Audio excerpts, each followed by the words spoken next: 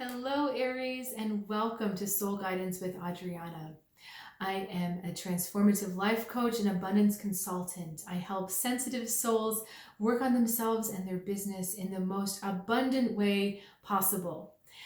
I have an intuitive message for you today. We'll start with the animal message. This is the goat, reliability. And I love this card. I love how powerful it is. It tells me that you have powerful energy working with you, if not within you as well. And I kind of feel like this card is reminding you that you are powerful. The message of this card is one step at a time, building your goal, building towards your goal one step at a time, but being reliable for yourself, being someone that you can count on, okay? If you can count on yourself, then other people can count on you. But this is about you being there for yourself first. Okay, looking at the rest of your cards, we start with the Seven of Wands, standing your ground against challenges.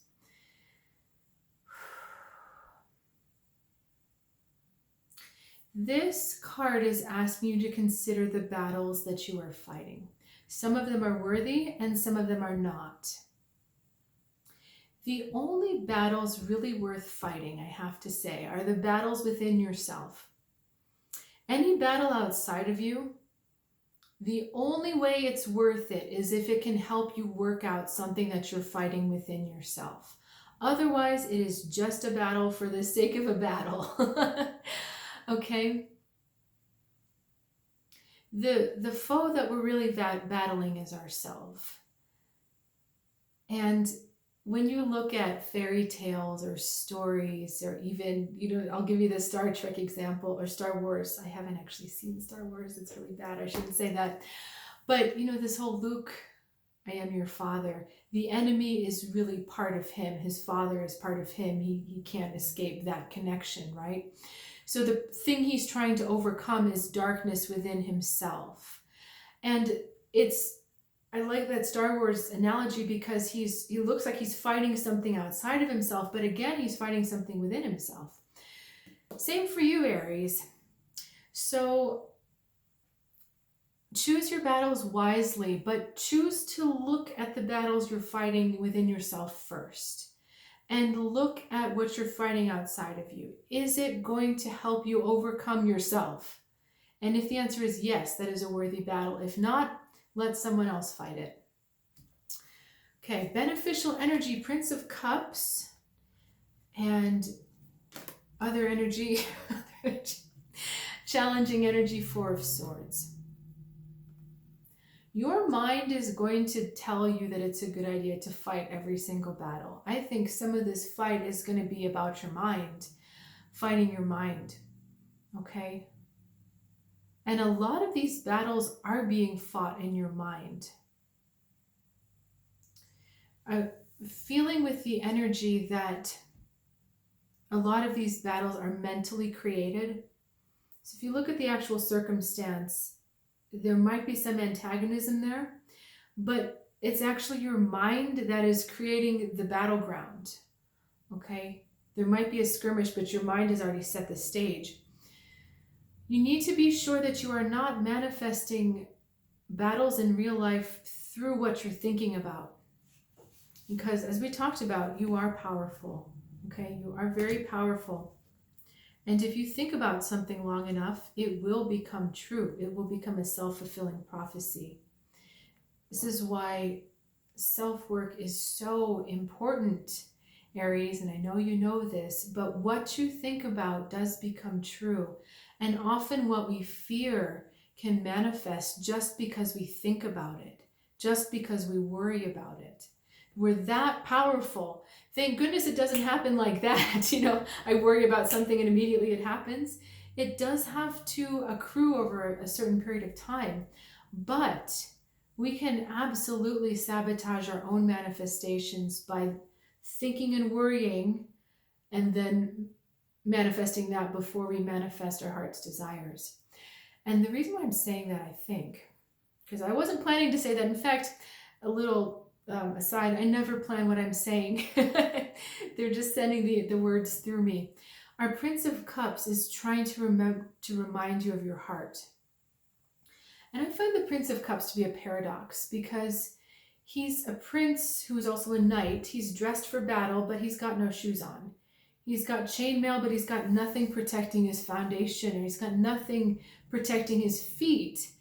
And I don't see really, you can see the sword on his side, but he'd rather hold up a cup than his sword. So he's equipped for battle, but has no desire to engage in it. And he's trying to remind you of that your heart really doesn't want these fights. Your heart doesn't want to go to battle. Your heart is asking you to turn in on yourself and be there for yourself, really. I think the Prince of Cups, let me just check. Okay. The Prince of Cups is also reminding you that in focusing so much on battles, that you're forgetting about connections.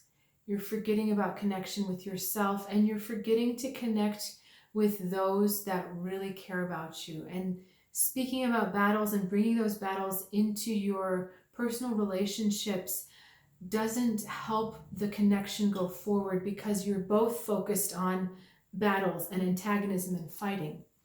So remember your heart, remember your connections. The heart wants to embrace, it wants to connect. It doesn't want to sever, it doesn't want that. Okay? Let's get a little bit more story. 7 of Pentacles and the Sun.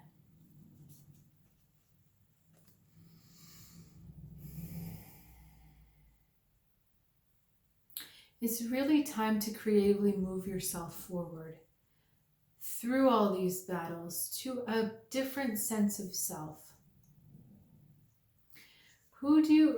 Okay, I'm going to go devil's advocate for a second. If you won all the battles you think you need to fight, if you won all those battles that are in your world right now, who would you look like? As the victor, what would you look like?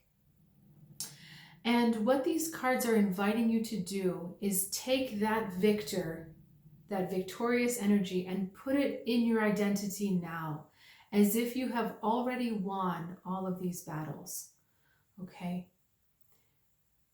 And when you see yourself having already won the battles, first of all, you decide which battles are worth fighting, but you also realize that you never had to fight any of these battles. There's very few battles you really need to fight, Aries, and you feel like you have to fight so many, like they're coming from every corner. And in reality, when I'm looking at your energy, you don't have to fight all of them. You really don't. And so part of seeing yourself as the victor helps put you up. You know how they carry, sometimes people get carried above the crowd, like at bar mitzvahs or I don't know, I know mosh pits, but that's not a great example. But usually you carry the victor high, right? So everyone can see them. That's kind of what's going on here, is that when you see yourself as the victor, you're elevated to this different place. And you look down and you realize, wait a second, I'm already standing on this higher ground. I don't need to fend these people off. I'm already there. So this is really an opportunity to redo your identity from the inside out in a very successful and exciting kind of way. So Aries, thank you so much for joining me and sharing your time and energy. I have a new offering coming out in the next couple of weeks. I haven't built anything yet, but I do have this spread. It is a solstice/New Year's 2022 reading, and it's amazing. There's so much information in it, and I'm really excited to get it out to you. So if you can't wait, please email me soulguidancewithadriana@gmail.com, and I will look forward to seeing you next time. Peace and blessings your way.